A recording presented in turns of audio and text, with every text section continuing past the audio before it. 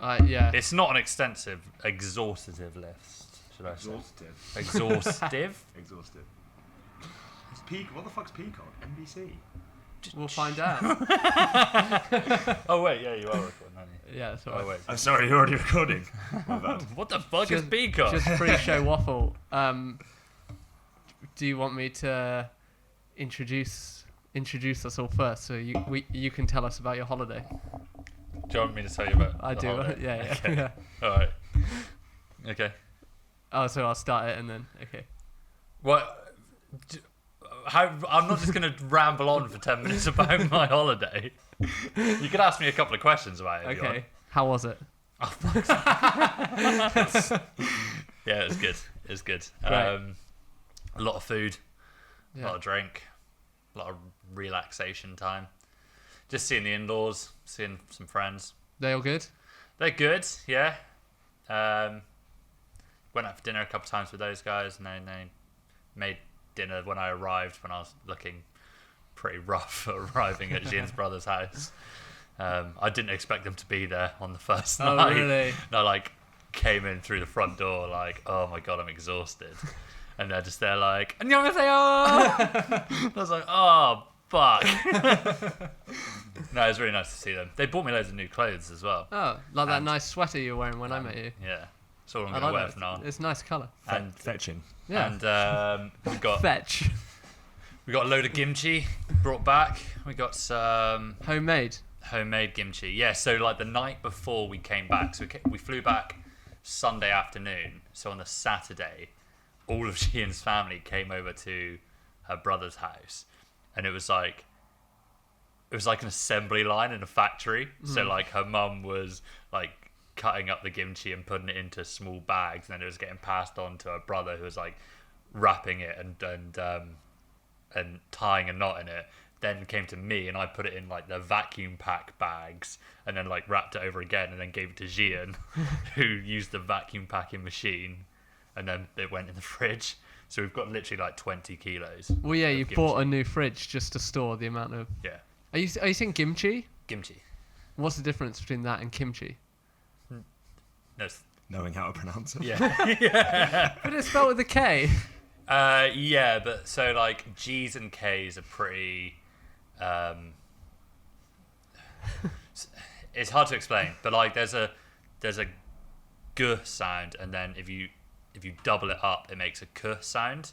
Right. But kimchi is just a single g. One G. Oh, sorry, I was just looking at those sound levels. Kimchi. Yeah, so it's good. Watched some great films on the flight. Oh yeah, tell us what you watched. So I didn't watch anything. No, on the way there. Dark Phoenix. No, fuck that. No. I sent you that picture, didn't Yeah, I, yeah. of what was to offer. And that was the same options on the way back as well. So on the way there, I was only awake for an hour and a half. So I watched Detective Pikachu. Any good? It's not bad, actually. Really? It's not bad. It's nice seeing... Out of 6? 3.5. Okay. Yeah, it's worth a watch if you want a bit of a nostalgia trip. Okay. And then on the way back, I watched. What did I watch first? Oh, I'll tell you what I watched first. I watched a film called Long Shot Right. with Charlize Theron and Seth Rogen. Oh, is this the thing with Where the porn star? No, No? she's she's trying to become president of the United States, What? Oh, and okay. he's her. He's a porn star. No, he's her speechwriter. It's really good. Is it? It holds up, man. Yeah, give I'm it a getting it confused with that make a porno movie. Oh, they that's make a like- sex Mary tape. make Yeah, porno. Yeah, all right, yeah. No, it's not that one. Yeah, it's really funny. Is it? Yeah, one of the better comedies that I've seen in the last, say, 2 years or so. Oh wow. Yeah, then I watched... What else did I watch? Oh, I watched Endgame again. Oh, and then I watched Shazam. Don't you have that on No, go on. Actually, no. Don't you have Endgame on Yeah, 4K or whatever? Okay. yeah, I do. So what? All right. What all of right. it? Yeah, I watched Shazam. Is that good? It's good if you if you take the whole catalogue of DC films, then it's one of the better ones. Right. But that's not. If you put it with Marvel films, it'd be one of the worst Marvel films. It's that area. Okay. Better than Iron Man 3. Okay, yeah. It's not saying much. Yeah, exactly. No, not at all. Cool. Yeah. Well, on that note, welcome back to another episode of Slate Six. What? You forget which episode number it was. Yeah, no. Actually, in my head, I was like, should I keep saying what episode number we're on? Yeah. Should I? I love it. Okay. I love it. It's my favourite part about the podcast. It's the episode number. I love counting. Okay, fine. Welcome back to episode 15 of Slate Six, movie podcast where we talk movies, major Hollywood happenings, and more. Staring in the... No? What happened to you introducing tall tales from television? Oh, yeah. To be continued. To be continued. That's a lot, though. That's Okay. a lot of alliteration. Wait, let's try that. Movie podcast where we talk movies, major Hollywood happenings, tales of television, tall tales of television, to be continued, and more. That's a mouthful. Okay. Could you maybe just leave off the and more and to be continued? Oh yeah. Oh, all right. that's a good show. I gotta say it again. Shit. Should we all have a run at doing the intro? Go on. Yeah. You go. You've not done one before, Yeah. actually, have you? Did you do Is it this my last time week? to No, shine? I did one. You've done one. once. Yeah. And I So- absolutely nailed it. Yeah, you did. So much pressure now. Okay. We won't look at you in the eye. I'm looking directly at you. Hello and welcome back to the Slate Six podcast, where we discuss. Damn it! Right, one more. Ready? Hello, welcome back to the Slate Six podcast, where we discuss episode 15, where we discuss major Hollywood happenings, tall tales of television, and to be continued. To my left, But what does that mean? And to be continued. You know, it's like to be continued, like the next episode. It's Okay. It's a way of saying more. Right. God, Andrew's gonna have to do some editing here. This is No, I'm gonna leave it all in. this is absolute fucking marmalade. Marmalade on waffles. Do you know what I also? This is what I was going to tell you about. Do you know what I realised the other day when I was listening to a podcast? Because I usually use YouTube to listen to them, but it's actually not good to listen to on YouTube. It's all the sound quality is compressed. Well, it's not just that. What I found is that it only buffers, say, 30 seconds into the future on YouTube. Whereas if you go on SoundCloud, it buffers the entire thing. So if you're going to get if you're going on the tube and you have a 30-second walk outside the station before you get on the tube, you can listen to the whole thing. Yeah. Never knew that. Welcome to 2019. God damn it. Okay, so what did you think of it? Are we doing another intro or are we done now? I think that was good enough. You just need to do you started it and Joe interrupted you. What? Yeah, I mean twice now. Really, the height of rudeness, Joseph. You've been gone for 2 weeks and you've come back with this loud attitude. Just overexcited. I'm going to do it one more time. Okay, just for the purposes of, I don't know, clarity. All this stuff can be a YouTube buffer. Right. Hello, and welcome back to the Slate Six podcast, episode 15, where we discuss major Hollywood happenings, tall tales of television, and to be continued.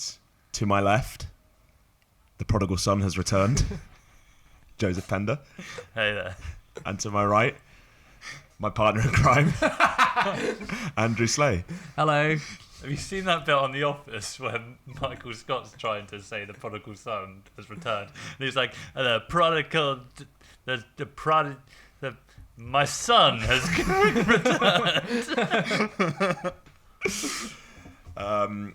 So, agenda this week? The agenda is, this week we've got a lot of news catch up. We've had the Emmys, and also Joe's got a nice spreadsheet to go through with us.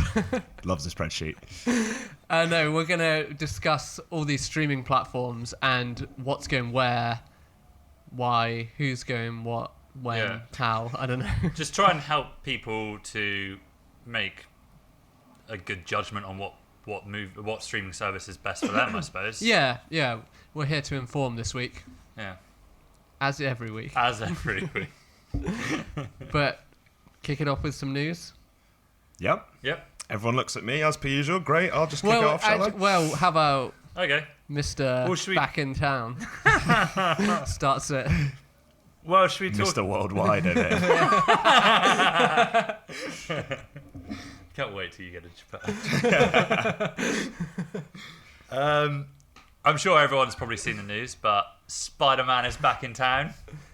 They've reached a deal Thursday night between Sony Pictures and Disney/Marvel to make a third Spider-Man film with Kevin Feige at the helm.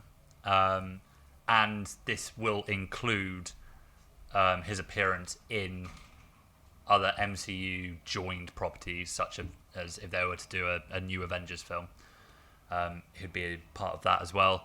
But interestingly, Kevin Feige also tweeted that, firstly, welcome back Spider-Man, but then Spider-Man also has the superpower of being able to cross-franchise universes. So he's going to be in the MCU, but also will appear in Sony's Venom movie and other movies from Sony's. And Tom Holland playing that character all round. Yeah.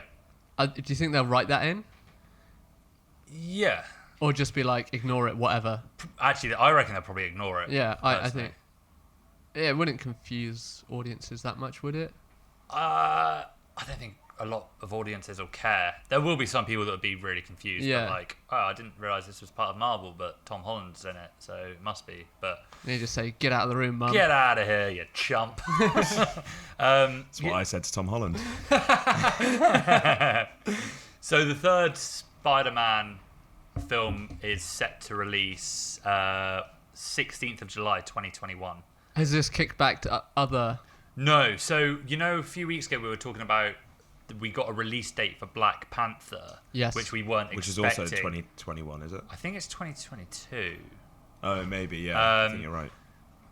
But which we weren't expecting, which we kind of thought maybe they brought that forward because of the loss of Spider-Man.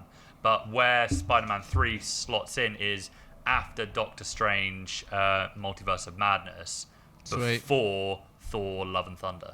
Oh, so if they wanted to, they could write it into the Multiverse of Madness, whatever it's called. Yeah. I don't think they need to now because I mean, they're going to use it. They got pretty lucky with the ending of Far From Home with the. Should I talk about post-credit scene? Yeah. Well, spoilers if you've not seen it. Yeah, because obviously Spider-Man got exposed as Peter Parker, so Marvel can easily go back to that as like, oh, he's gone underground, he's hiding from, and that's why he's not that present. So I mean, it kind of works out quite well, and it's been leaked that apparently it's 25% of the profits of the movie. That's what Didn't you say 30, Arlo? No, 30 was the. So originally Sony said no, Marvel wanted 50. Yeah. And they would go as low as 30. Okay. But Sony were like, absolutely not. So they've agreed on 25. 25. I'm going to use this as a chance of complete vindication because I think it was our 5th podcast where we talked about Far From Home after we saw it in the cinema. Yeah. And we definitely discussed in subsequent podcasts the kind of back and forth between Sony and Marvel and whether a deal would be struck out. And when the news came out that there wouldn't be a Spider-Man 3 and they couldn't find a middle ground, everyone was panicking like, oh my God, this is a travesty. Yeah. Like I said at the time, I was pretty confident they were going to get in a room and find a way to hash this out because they'd be killing a cash cow for both companies. It just didn't make sense. You were right. Bang on. I thought it'd take a lot longer than what it did. It was only, like a month ago? Is there any more details of the deal? No. Okay. No. That 25% is just rumour as well. I maintain we're going to write a 1 and then keep writing zeros until we get them back. But obviously Marvel still maintain merchandising rights for the franchise. Ooh. I don't know what the deal is because when they said the 50% initially, that was under the impression that they would put up 50% to make the film as well. Right. So I don't know if now Marvel will put up 25% of the cost to make the film to get 25% of the revenue back. But I mean, it's nothing to them. That's 50 grand. What did I read? Wait, what do you mean it's 50 grand? It's about... Oh, no, 50 million, sorry. Yeah, I said that's a cheap film. I think I read... Maybe this week I read this. I can't remember if this is right, but I'm sure I read that Disney at one point were going to buy Apple. Really? I don't know if that was one of those clickbait things. It was some like another huge company. Yeah. That Disney were Well, just going to be like, there's loads of laws about that, though, isn't there? Especially in the States. Is there? You can't... Yeah, the government can stop like the acquisition of massive companies like that. Yeah, it's competition authorities. Yeah.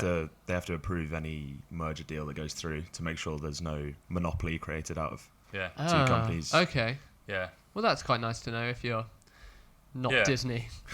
Well, they basically have a monopoly anyway. Yeah, so. yeah, exactly. It actually throws us like a spanner in the works of our topic this week of who's going to win the streaming wars, because there isn't going to be able to have these big mergers. Yeah. Mm. Well, there was one point where Google tried to buy Yahoo, like 15 years ago, and Yahoo said no because they didn't like the offer. Oh, God. And then Yahoo's stock value kind of just plummeted. Yeah. And Google offered to buy them again, and Yahoo were like, no, we're not doing it. And then, like, I think they ended up being worth like 100 million. Oh. Compared to like obviously Google billions and billions. His birthday it was the other day. Really? Yeah. Yesterday, I think. Who, Mr. Google? Yeah, Monsieur. Do you mean the founder of? No, I think it was like 20, the launch. 21 years since the launch of the initial website. Oh, wow. I think it's 21. It's crazy how they won. They just won. Yeah. Like Yahoo's gone, Ask Jeeves. Ask Jeeves. Gone. Alta Vista. Alta Vista. Yeah. Bing's still knocking around. Yeah, only probably. Is it? Yeah, because of, I'd imagine, China. Because Google, you can't use any Google services in China. Oh, really? Without a VPN, yeah. It's called the slang for it is the Great Firewall of China. It's quite good. One more thing I want to ask you about this Spider-Man thing. Yeah. Does it say how many Tom Hollands we're getting? Well, it is the multiverse. How many films is Tom Holland locked in? So it's one at the moment. One Spider-Man, One and Spider-Man then film, but cameos and Avengers. cameos. So cameos are allowed, I believe. So yeah, small parts in maybe an Avengers, or maybe he'll pop up in different franchise or something. Yeah, maybe Black Panther. Let's hope not, though. He's good. You know he's good. I think he's good as Peter Parker. I've not liked him in Spider-Man. No. Well, that's the same thing, isn't it, Jay? Just not in any other film I've seen him in. Oh, okay. Yeah, I haven't seen. Like I've seen In the Heart of the Sea. I didn't really like him in that. I've seen. What else have I seen with him in? Well, let's hope for a good reception for the Spies in Disguise then. When is that coming out? I don't know, but I really want to see it. I feel like he was in that really offensive film, wasn't he? The one about the Boxing Day tsunami that all centers around the one white family in the region. Jeez. Oh, I do. It's got Ewan McGregor in as well, doesn't it? Yeah. It's some ridiculously American title. It's like Impossible. Yeah. Something like that. It's like Against All Odds. Yeah, but it is. It's bullshit. It just concentrates on this white family in the middle of a tsunami in Asia. Yeah. Speaking of impossible or whatever, I've been watching Unbelievable on Netflix. Oh yeah? Which I think I talked about a few weeks ago, which is quite good. It's based on a true article about these two female detectives finding what's that? What are you doing? Oh God. I just googled the name of that film that we were talking about, and it's The Impossible. Oh dear. Unbelievable is about two women detectives that solve these. I mean, I guess they solve it. I haven't finished it, but I assume they do solve this. There's like this pattern of these rape cases. It's like a serial rapist going around, but the pattern is led as unbelievable, like in all these different, not states, but like different jurisdictions. Yep. So a lot of these women aren't being believed that they're being raped and stuff, because it's quite weird. It usually happens like when they're asleep and there's no sign of forced entry. And yeah, so it's about these two detectives coming together and like figuring it out. It's quite good. Like good. It's kind of a slow burner, but it's only 8 episodes. Is it? I imagine it's Netflix original, is it? Yeah, I think so. Yeah. Cool. Check that out. Yeah, get on that. I finished Top Boy last night. Oh yeah. Yeah, incredible. Yeah. Really, really good. I came in the other night and watched with Arlo. I've never seen any of it. Yeah. But I watched the second to last episode, and I was hooked. But Now you he knows what can't happens. go back and start at the Yeah. beginning once you watch the second to last episode, and yeah, it's gripping, isn't it? Yeah, Yeah. it didn't follow any of the kind of predictable. There were no cliches or like tropes or anything like that. It was just a good. really good original storyline. Nice. And there was like a twist in there that I didn't expect right at the end, and I was like, how did I not notice that throughout the entire season? Does it set it up for another season? Yeah, Okay. yeah. Cool. Yeah, Yeah. It's, like, I think we spoke From about what you it. said though last night, I don't think they should do another season. The ending was really good, Okay. but no, I think there's space Like for another season. I love an ambiguous ending. Me too. Rather than going too far and looking back and it ruining what they'd previously done. Yeah, but some of the relationships in it are still worth. Like, there's Yeah. there's still a story to be told. So I don't think it would be exhausting. Like, quite a good concept. I think they could. What about if they left it another, say, 5 years and did another like soft reboot like they've done this time? Will Drake still have the or do you money? think they could continue straight on, like as in picking up the very next day? I think they could continue straight on. Like, I don't know. It worked so well having that passage of time between like season 2 and season 3 because they rebooted it, and like it worked for the purposes of those parallel narratives we talked about a couple of weeks ago between Deshane and Jamie, who's like previous Top Boy and new Top Boy. So I don't think there's really the need to have like an extended amount of time between this season and the next one. And if anything, like they've captured the fan base now. Yeah. So that like they'd be best served getting another season out as soon as possible. Well, let's hope Drake's got a bit of money left to bankroll the operation. I think he's doing just fine. Yeah. I'm not too worried about Drake. Any news? Yeah. I've got something about the Irishman, the early reactions. It's because it's coming out. It might be next week, or is it the end of October? I think so. Yeah, because it's getting one of those limited releases in the States and then dropping on Netflix. Same as El Camino. Yep. Are we going to review this? Are we going to? Well, it depends on this bit of news. Well, you'll be pleased to know, or will you, if you want to sit through 3.5 hours. Actually, did you see that? You said like the runtime's like 3 hours 28 minutes. Yeah. I saw this news article that was just like official runtime released 3 hours 27 minutes. Oh. Now it's finally edited. It cut a minute out. Really good is what everyone's saying. Oh wow! Apparently it's quite funny. This is Scorsese, right? Yeah. Very melancholic, epic, and a kind of character study piece. Funny and melancholic are the antithesis of one another. Yeah. I mean, I didn't. Not my words. It's some person's tweet. Multiple sources, is that? Or? Yes, that I don't have written down. One thing I'm quite glad about is that it's getting that limited release, and then I can watch it on Netflix at home, because going to see something like that at the cinema, like you're not always in the right mood when you go to the cinema, and just having to sit there, like if it gets 15 minutes in, you're not getting gripped by it. Sitting there for another 3 hours, 10 minutes is going to be hard. Yeah. Whereas like on Netflix, I could pause it and do something, or maybe watch it the next day or something. So that's good though. I like that. Initial reviews positive. Yeah, very positive, and also a kind of apparently encapsulates a lot of what he's done before. It's almost like bits of it are a homage to himself, I guess, is how people are reviewing it, which sounds egotistical, but I think that's critics looking into it, just being like, oh, it's like what he did in this and this. But I don't have a problem with that though. No, I think to me it almost speaks of like returning to what you're good at. Yeah, like exactly. Going back to what the version of storytelling that initially made people think he was such an incredible director. Exactly. Yeah. Well, it was. Yeah, when I first heard the news, I was like, oh, God, that's ridiculous. Then I thought, actually, wait a minute. Wolf of Wall Street's over 3 hours. Yeah. So, I mean... That can be shorter, though, to be honest with you. Yeah, that drags I agree. On. Really? The last act of Wolf of Wall Street is unnecessarily long. Yeah. Oh, I didn't find that at all. And I think pretty well. I think the justification for it was that, the bit where he's like, the show goes on, and he's refusing to leave.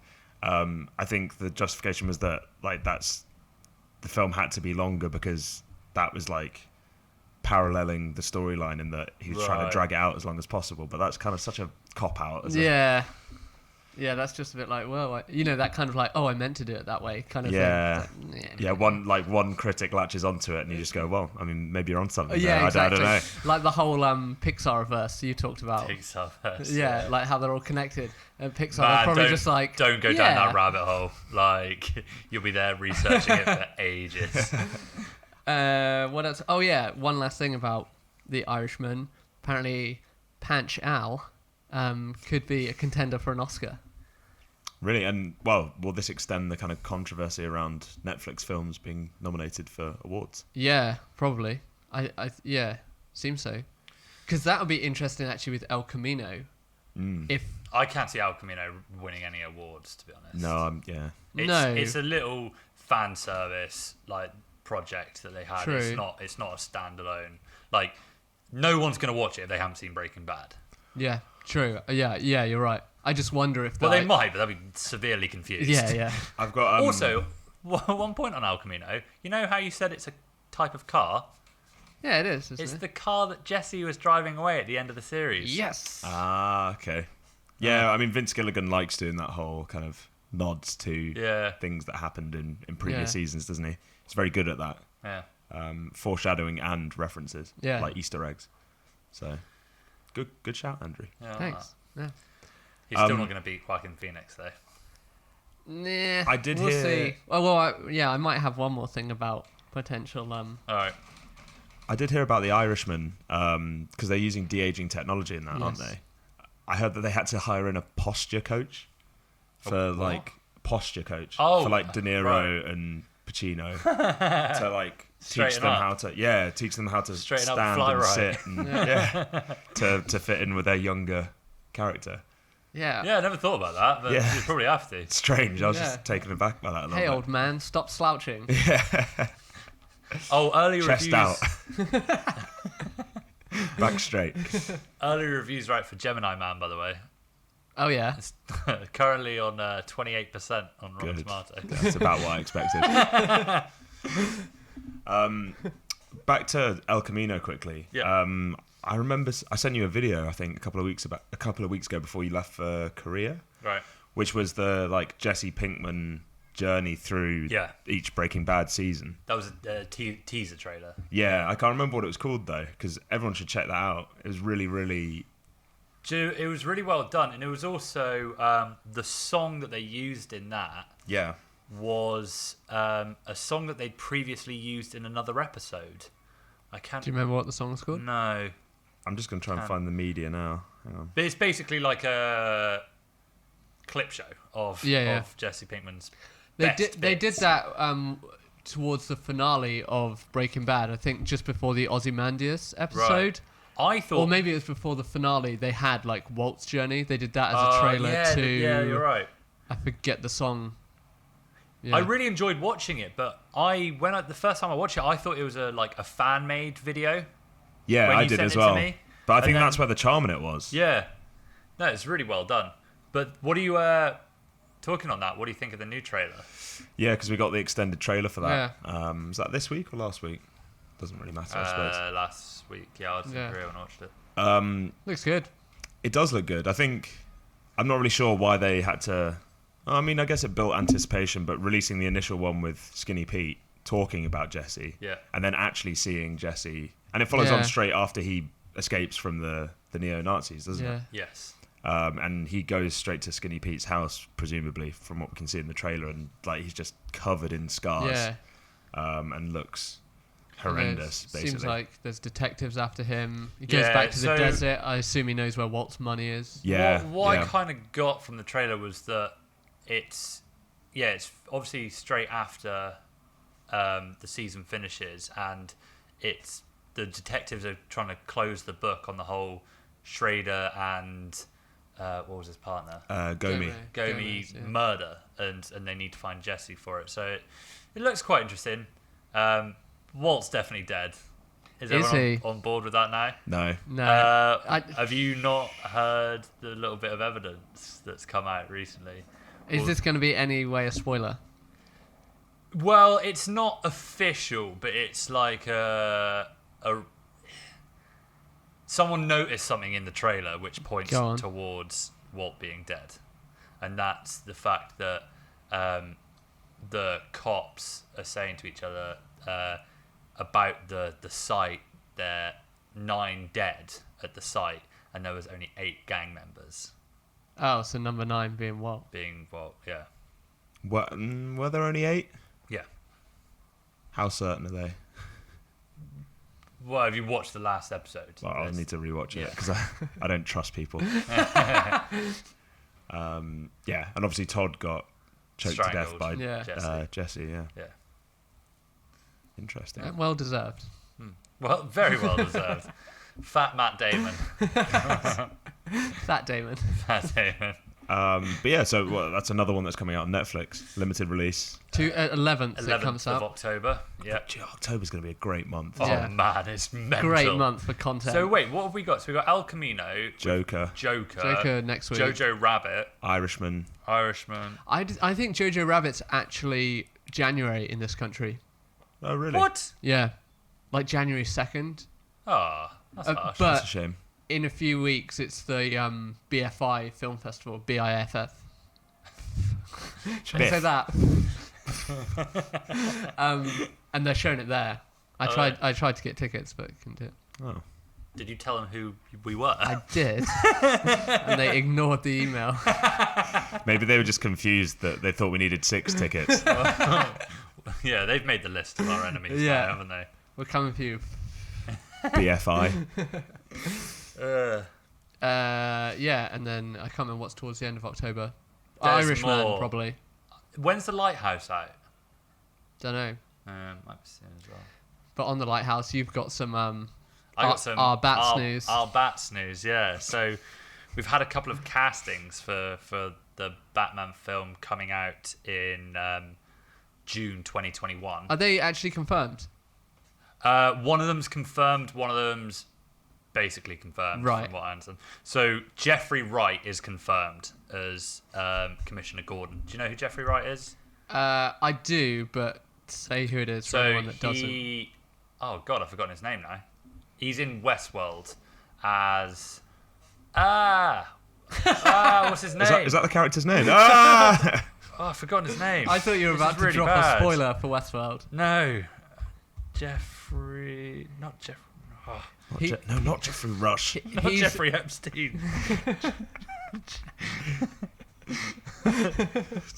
Sorry. Bernard, is it? I think you're right, yeah. He's the co-creator of Westworld. Yeah. As in the series, not he didn't write it. Yes. He was also in the most recent James Bond, I think, as well. I don't know. I've not watched any of the Daniel Craig James Bonds. Oh, okay. Have you not? They're all pretty bad, apart from Casino Royale's good, the rest are stupid. But he's amazing in Westworld. Have you seen Westworld, by the way? I've watched the first series. Do you not watch the second series? Second series a bit... No, I wasn't around when it came out, I don't think, so I was like, Okay. But anyone that can, lead a series next to Anthony Hopkins and hold his own deserves, has clearly got quite good acting chops. Yeah. He's been confirmed as Commissioner Gordon, and then we've got... Is the internet going mental because he's not white? Commissioner Gordon's not black! Again, I think it's one of those things where in different iterations he has been black before. Oh, right. Oh, fine. You probably know this. Do you know the Nick Fury thing? You're going to need to expand on thing. So, I think you'll know this. Nick Fury... In the Marvel originally is white and is based on David Hasselhoff. And then in the Marvel Ultimate series, they made him look like Samuel L. Jackson. And then Samuel L. Jackson was cast as Nick Fury in the movies. But originally Nick Fury's white. But in this, the Ultimate's a different, the Ultimate Universe, right? Yeah. I think Marvel films may have suffered if David Hasselhoff played Nick Fury. Yeah. That'd be pretty good. Although he is in one of them, isn't he? He's in Guardians of the Galaxy 2. Yeah. It's like a just cameo. a cameo when Ego turns into him, doesn't he? Yeah. Oh yeah. That's pretty good. So the other bit of casting is Jonah Hill as an undisclosed villain. How do you feel about this? It's shaping up to be an interesting cast. I mean, Yeah, someone else was confirmed in it as well. Oh, Sofia Vergara's husband, Joe Maglian. yeah, the guy at Magic Mike. Yeah, guy at Magic Mike and How I Met Your Mother. It is Joe beginning with an M something. It's I can't like remember. Maglianani or something like Right. that. Yeah, Jonah Hill as a villain. Well, Can you see it? well, Well, what villain do we think we're going to get? Yeah, I guess it depends on the type of villain. I reckon it's going to be either Penguin or Riddler. See, I think I thought Penguin as soon as I heard his name. Yeah. I would love for it not to be Penguin for that very reason, though. No, but I think It's going to be like an In the Shadows type villain. Yeah. Well, this film's also Sorry to interrupt you. That's Alan. all right. also more focusing on Detective Batman. Yeah. Like they're finally letting the world's greatest detective become an actual detective for once. What about the bullet in the wall thing? Oh, fuck That's no. great detecting, right? So I'm pretty psyched about this. I think you could get. I mean, it's interesting at the moment, isn't it? Because you've got Joker out, and Joker could realistically create a lot of fanfare and interest in this upcoming Batman film. And you've got the kind of comparison between Jack Nicholson's Joker and Joaquin Phoenix's Joker, or just all iterations of the Joker in general. Yeah. Like, obviously, people have mentioned Heath Ledger in reviews as well. Yeah. It's difficult not to compare him to past iterations. But what would be interesting is if Jonah Hill played Penguin, which hasn't been reprised in quite a while. Since Batman Forever. Is it Batman Forever? Batman Returns. Batman Returns. Well, because who was the original one? Meredith. What's his name? He's Mick in Rocky.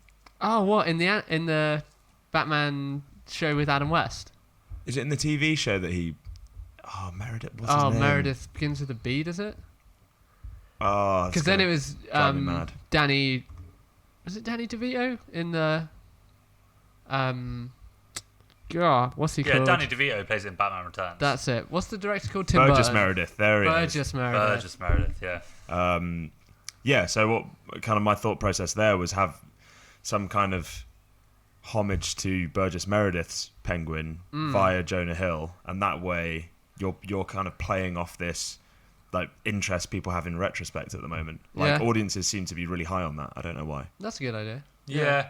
I quite like the Penguin character got a bit kind of like Gimmicky. cartoony Yeah. in the more, so I would like it just to be like a normal human being, maybe like Jonah Hill size, but Well- not with like this whole like top hat and like a huge nose, black and white tux. Like, Yes, the umbrella. no, I don't want to see. Well, I think you could still realistically have the top hat, but what you could do is have him be like a main figure in like the underground of Gotham, Yeah. rather than like this, just this gimmicky. Because then, But you could do the same with the Riddler. But it'd be hard to do the Riddler not gimmicky.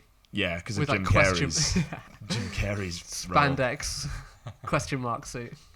I want them to do the Riddler because I think Penguin's too obvious.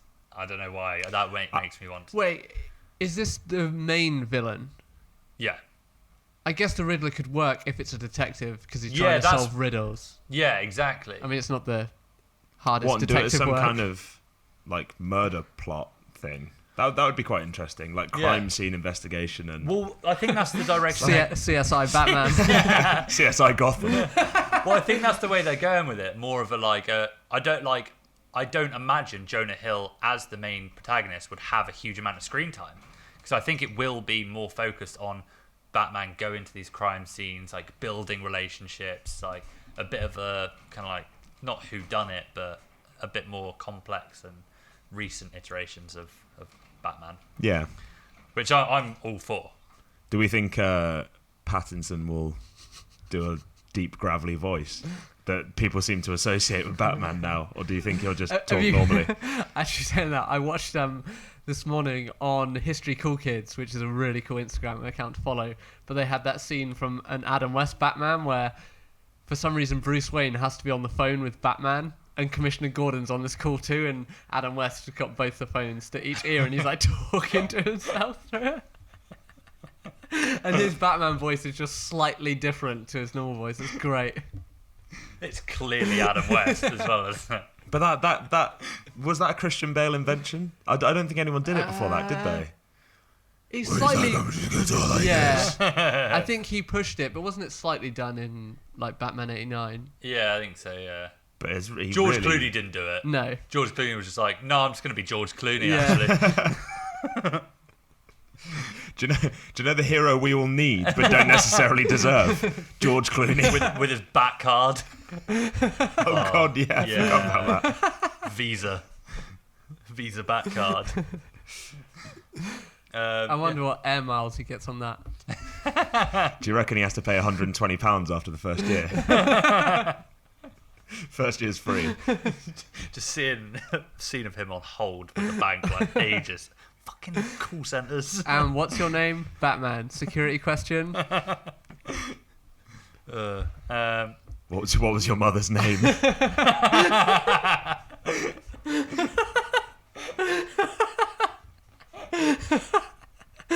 Nice. Well done. Well done. If someone could cut that together, that'd be an amazing advert. Yeah. So that, yeah. I'm pretty stoked about that. I think Jonah Hill's a good actor. Yeah, well, I mean, he's been nominated for 2 Academy Awards, hasn't he? Yeah. Wolf of Wall Street and Moneyball. Yeah.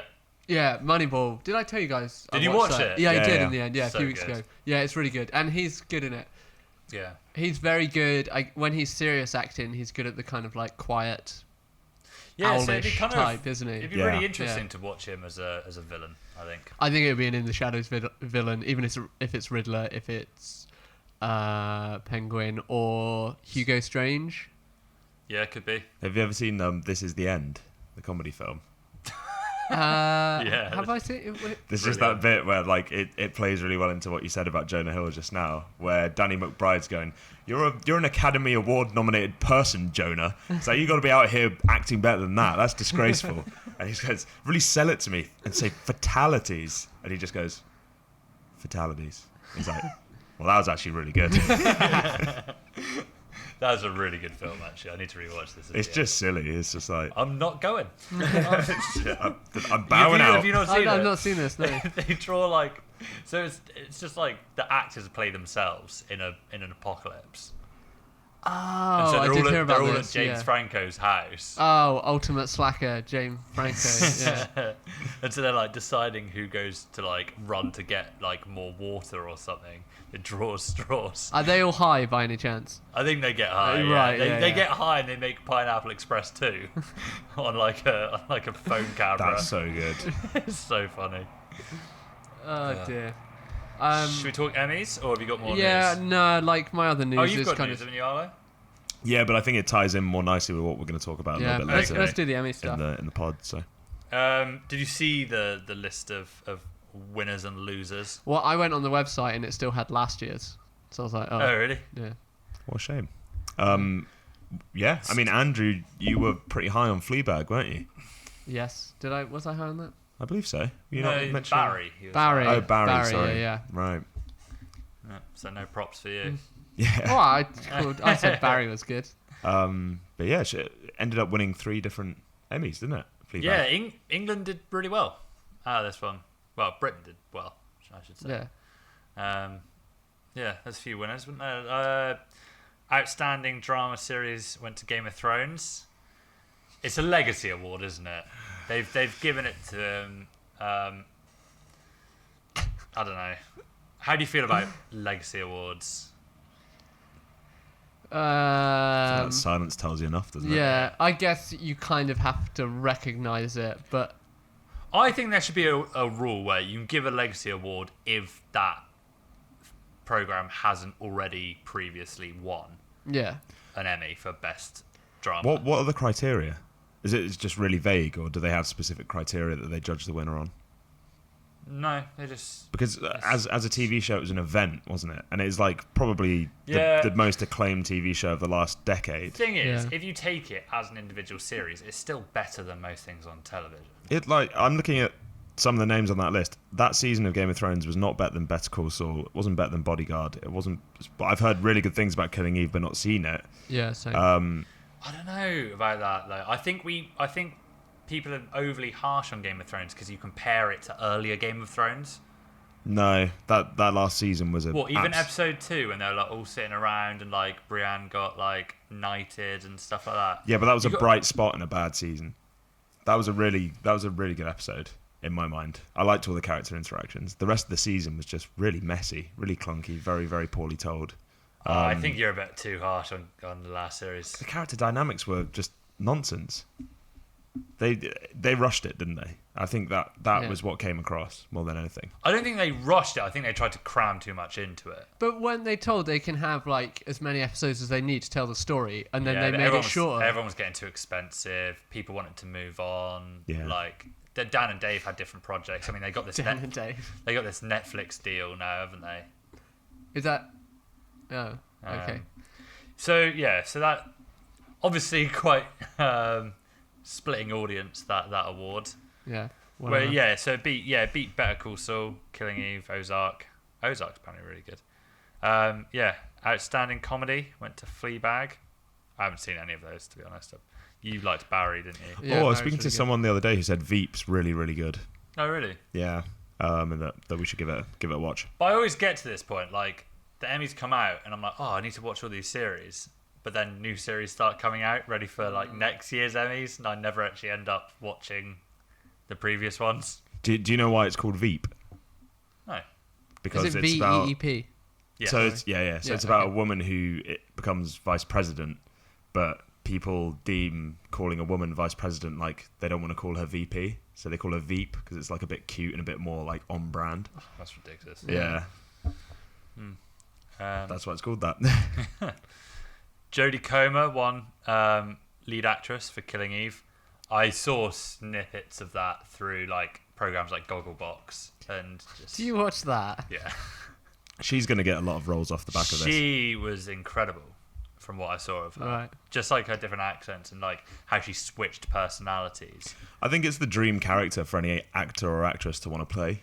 Just what is her character? Basically, she's bipolar. Yeah. Or she doesn't. We don't really know. I don't think it's kind of like a indiscriminate mental health disorder. Right. And there are episodes where she'll play like 3 or 4 different characters.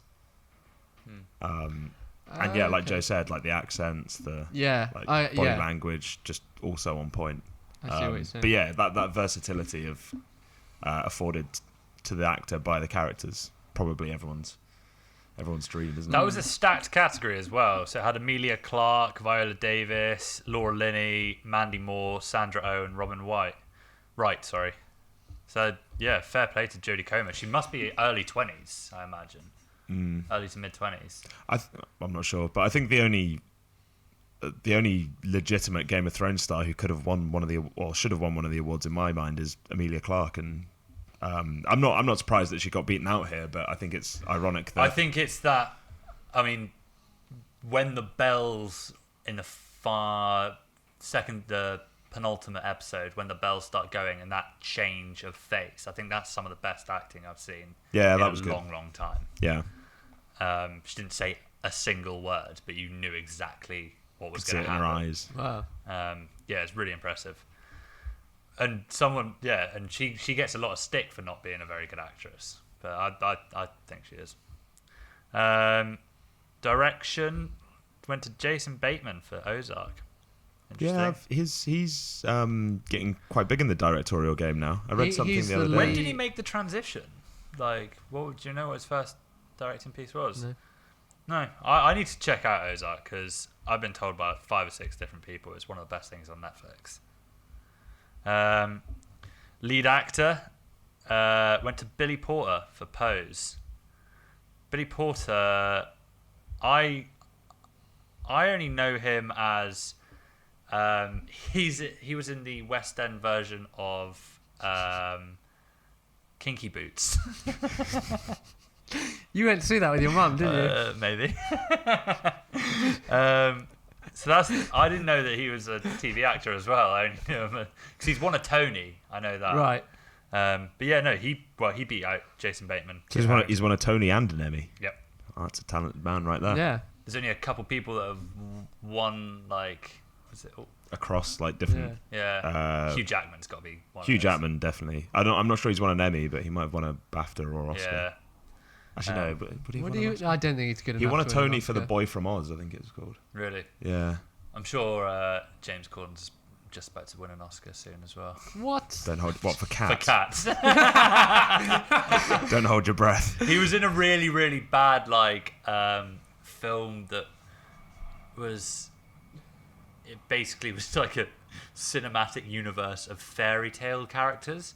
So it had like Little Red Riding Hood and like Hansel and Gretel and stuff all joined together. I can't remember what that was called. And apparently it was fucking atrocious. But he's won a Tony. He's won a BAFTA. He's won multiple BAFTAs. That's a disgrace. For Gavin and Stacey. Okay, actually. Yeah, I suppose it's cult. When's Cats out? October. Should we watch it? Absolutely.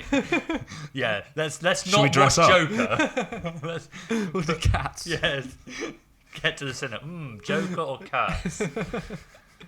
Let's dress up and do it. This is one that I was quite disappointed about, but I can understand why. Julia Garner won for Ozark, beating out Gwendolyn Christie, Lena Headey, Sophie Turner, Maisie Williams, and Fiona Shaw. Again, massively stacked category. Yeah. I literally wanted all of those actresses to win, especially Gwendolyn Christie and Lena Headey. I know Lena Headey didn't do much, but she's never won. Are these people from Game of Thrones? Yeah, right. Sorry. Yeah. Yeah. Apart from that, Peter Dinklage won another one for best supporting. I think that's his 4th. Is it? Really? Yeah. Wow. The Dink. He was he was in that Between Two Ferns film. Was it? Oh, I didn't. Yeah, I thought we turned that off because it was I started watching it again the next day, and yeah, he's in that. It's quite funny actually. I wanted Alfie Allen to win that, to be honest. Oh, yeah, I did want Alfie. Yeah, I thought his story was the best in the final season. Yeah. Actually, yeah. So I'll take that back about what I said. Only Emilia Clarke was. Yeah. Like, I think he was fantastic as well. Apart from that, well, there's Chernobyl 1 limited series, which what was it up against? Sharp Objects, When They See Us, and I don't know the other two. I mean, Chernobyl was incredible. Yeah. Really good. Yeah. Oh, Black Mirror, Bandersnatch 1. What? For what? Outstanding television movie. Yeah. You didn't like it? I haven't seen a single of the Black Mirrors. If it hadn't been that clickable thing, if it was just like some kind of linear thing, why do I keep saying that? If it was just a linear movie, I don't think it would have been any good. No. The whole point was that it wasn't. Yeah, but it wouldn't. It wouldn't. It's not that it wouldn't be good, but I don't think it would be Emmy worthy.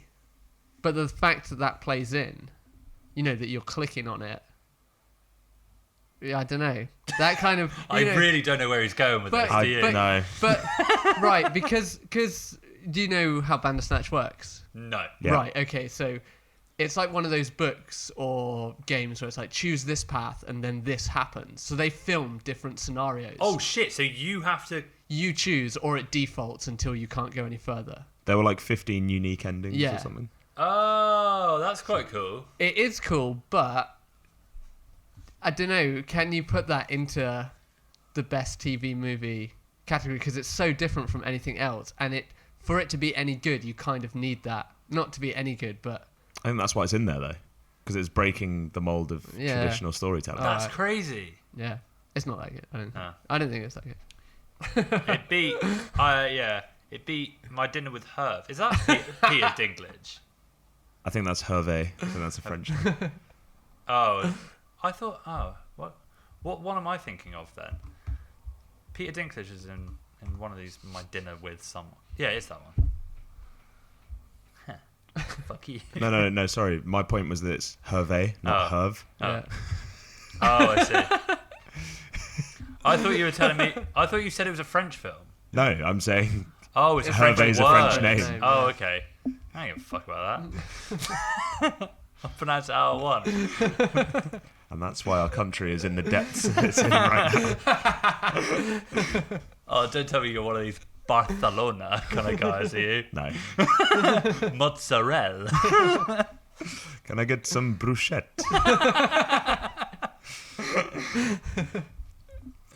Yeah. Anyway, the Emmys aren't really my tasse de thé, so let's very let's nice. move on. You know, so I wasn't. I wasn't paying attention to what you said. It just clicked in my head. Now, onto the real thing. It's a main topic. I mean, we've already done an hour and a quarter, so. Yeah. Describe it. Can you turn the spreadsheet? Yes. So it's not a very good spreadsheet, to be honest. I think it's pretty good. I mean, there's no color coding, but you have done bold and plain text. I've done some bold. Yeah. Yeah. That's all I really did, wasn't it? Yeah. It's pretty poor. So this is So this is a list of 7 different streaming services. 7 of the main streaming services that you can get. There are more, and there's more coming out. And how much each one of them is, if we know how much each of them are, and a list of their main purchases or the main draws that they're using to get people to their platform. Got you. Just so, because I mean, if you actually look at it and you've got all of these services, you'd be looking at about 60 quid a month. Damn. It's ridiculous. Yeah, which is insane. No one can afford that. And it is unclear as to where things are going sometimes. Obviously, like with networks making their own streaming services, they're going to take back their original content that might already be on Amazon or Netflix. So it's kind of, there's going to be a lot of changes over the next 2 years. People taking back their own content, people buying content off other people. Yeah. These services, some of them are going to fail, undoubtedly. So I just thought it's a good topic to kind of have a look at where your favourite programs are going back home, and then you can make an informed decision which one you want to buy. Yeah. Choose your team. Choose your team in this streaming war. Yeah. So I guess you'll come on to this, but these are streaming services that are either starting soon or already available, right? Yeah. So there's 1, 2, 3 of them that are not available yet. Okay. And 4 of them that are. Right. Right. Anyway. Okay. You got the thing up, Arlo. 3, 2. No, it's you start on 5. No. I'm just looking at something else. Anyway, I'm just looking at one of the Apple TV. Right. series. Okay. Right. And it's on in 5, 4, 3.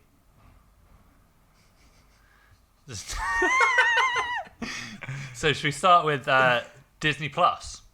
Yep. Everyone's heard of this upcoming streaming service coming to the UK in January. I think it's out in the States next month, or no, November. It's coming out over there. So the cost is a bit unclear still for the basic service of just Disney Plus. I think it looks like it's going to be $6.99. Is that dollars? Pounds? No, dollars. Okay. Does Sony contribute $3.99?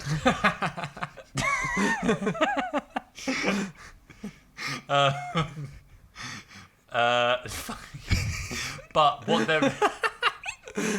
what they're really pushing towards is something called a bundle package, where you get Disney Plus, Hulu, and ESPN Plus for $10 or something like that. Okay. Which is a really good deal. Yeah. So if you're really into Star Wars and MMA, that's the bundle for you. Yeah.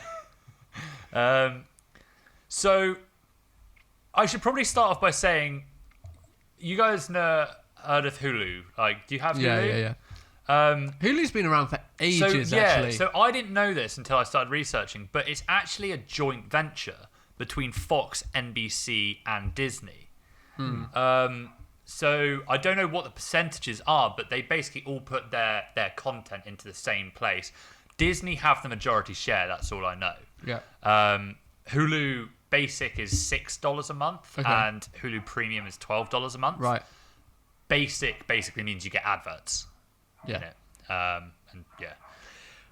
But what's happening now is, obviously we got Disney Plus popping up. We've got one from NBC that we'll talk about in a bit, and I imagine Fox. They might come out with something soon as well, or be part of a bigger one, because these companies are obviously then going to start pulling back their main attractions to their own individual streaming services, and that's what we found. So The Simpsons, currently every season is on Hulu, and that's going to be moving towards to Disney Plus. But Disney aren't buying Hulu. Disney are the majority so shareholders in Hulu. Right, so they can take their pick. Basically, what's going to happen is Hulu's going to get worse and worse and worse until it dies. Or Disney buys it. So Disney are taking The Simpsons onto Disney Plus, but they're putting... I can't remember what it was. Something really shit. Iron Man 3. No. Oh, no, I think it was Family Guy. I think they're putting Family Guy onto Hulu or something like that. Just try and keep it ticking over. Yeah. They're still probably making a profit off it, and they probably have contractual obligations to Fox and NBC, but they're going to take their best content back. Right. So that's why I included Hulu as well, because it will slowly get ripped apart at the seams. So once again, going back to that business law you were talking about in the States, and kind of not actually being true, with Disney just taking over everything. Well, I mean, they own Hulu by the majority share, and you can understand why. If all of those 2 out of 3 of the companies think they can go it alone, so I mean they're gonna start just basically fucking over Fox. I would have thought there's a contract if there are 3 of them involved in Hulu and Disney are majority shareholders in that company, then I think there's probably something they can do around whatever the contract says to take their preferred shows onto their new streaming platform. And I mean, it's not like you're only allowed one. There's going to be plenty of people out there that have Disney Plus and Hulu. Yeah. So Disney will keep supplying some stuff to Hulu, and I imagine so will Fox and NBC, but their premium stuff, the stuff that are really going to draw big audiences in, they're going to take to Disney Plus. Well, additionally as well, so they don't... I'm assuming Disney Plus will go down the whole Netflix route of not sharing figures on viewership or any kind of analytics. Because if they did, then it puts a value on taking The Simpsons away from something like Hulu. So all of a sudden, if it's this many people are watching The Simpsons a week on Hulu, then it becomes, okay, well, that's worth this much to Disney Plus. So rather than have a value on each series, they kind of just want to be well, we're taking this back anyway, and but you can't say it's unfair. Yeah. Well, I mean, Fox and NBC would have the analytics of what it's doing currently on Hulu. There must be shared analytics on that. Yeah. Maybe not with the creator, but with those companies, they will be. It's interesting you get adverts even on the $6 plan. Yeah. Because here, Channel 4, all 4s. Yeah. That's free. Because it has adverts. 4OD. Yeah, so they've changed the branding to all 4 now. Oh, really? Yeah. Oh. I've been watching Spaced on it. But I've been watching Bake Off on it. Yeah, I don't know. Maybe that's more of a US thing, but for $6, I wouldn't take adverts. Yeah, $6 is more than some of the others, or like for the whole service. So it seems quite a lot. Unless I've got a gripe with adverts of the modern day. I don't like them being tailored to myself, mainly because I miss the days of adverts when it was just random inventions. Just like Barry Scott here. Exactly. Should be like all the JBL bullshit. Yeah. It's like some kind of new invention that helps you pick up cheese that you might have dropped on the floor. Like a flat slice of cheese. I miss that type of advertising. It was so good. Maybe I'll pay $6 for Hulu to watch it. Yeah. So Disney's getting The Simpsons. Yeah, so they're bringing back The Simpsons. Obviously, they're getting all of the Star Wars back catalogue and extended universe. So I'm talking the animated series, The Mandalorian. Mandalorian will be going there with Pedro Pascal. I assume they're giving Hulu the prequels.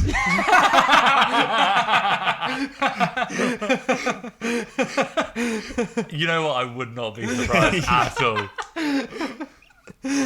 That would be so funny, wouldn't it? So we're going to imagine them sitting around the table. We'll divvy this up. So Hulu, you get the prequels and Kenobi. I'll take all the originals, the new ones, and Rogue One. We'll keep Rogue One. You can have Solo. We're doing you a favour. I wonder if all the different cuts of the Star Wars movies will be included on that. Yeah, is there going to be like the original, the first time he CGI'd it? I can't see why they wouldn't. Yeah. One thing that's coming to Disney Plus that I'm really excited about is the animated X-Men. Oh, I love it. 1992. Well, yeah. Did you guys watch the interview with the composer who wrote that song? No. It's like 25-minute video. Oh, really? It's on YouTube. It's really cool. It's iconic. I love that thing. Do you know what? I was going to introduce one episode as like previously on X-Men. Talking about like jingle composers. Yes. Didn't your English teacher, Dr. Watson, didn't he create like part of the Pokemon games, like Route 22 or something like that? I'm sure Harry and Sam have told me this before. I don't know. I have to ask Sam. I've never heard this. Oh, have you not? So this English teacher was basically. Have you ever watched Beavis and Butthead? Yes. You know the teacher on that, the hippie with the acoustic guitar. Everyone called him Docty, didn't they? Spit for spit. Like he was that exact character basically. Would have his like acoustic guitar and like sing us folk songs. And he wrote this one about some like beast on the moor.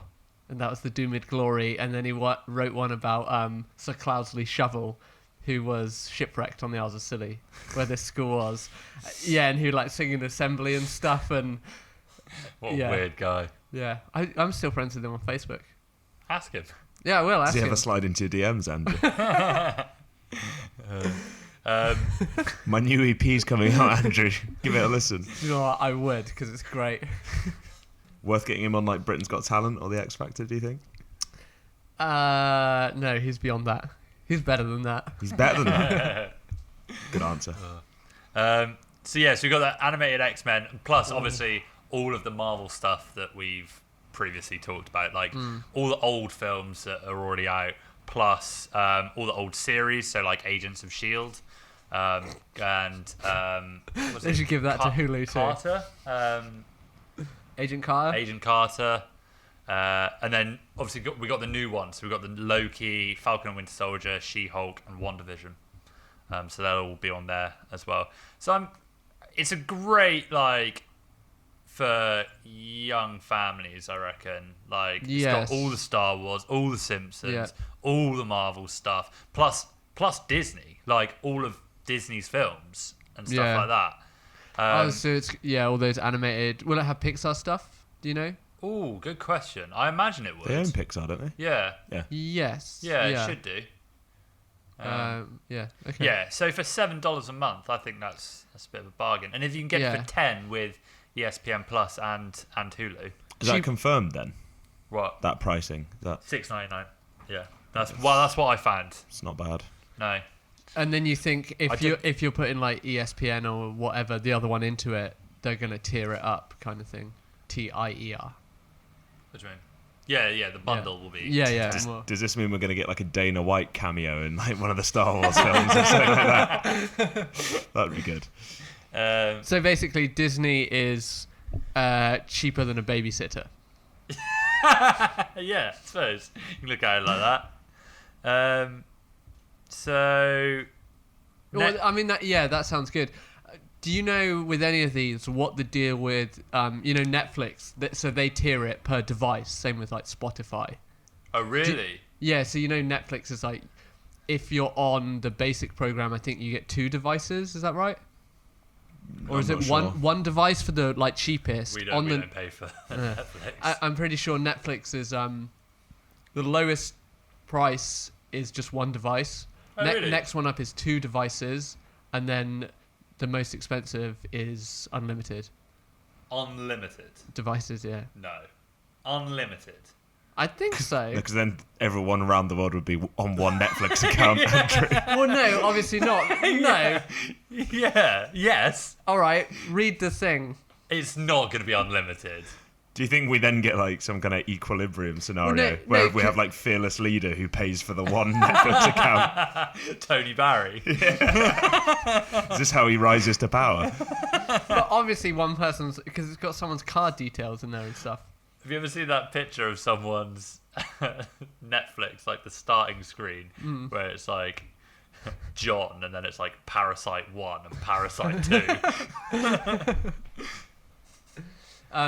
Yeah, and Spotify's the family one, which is 6, I think, up to 6 devices, is more expensive than just a solo one.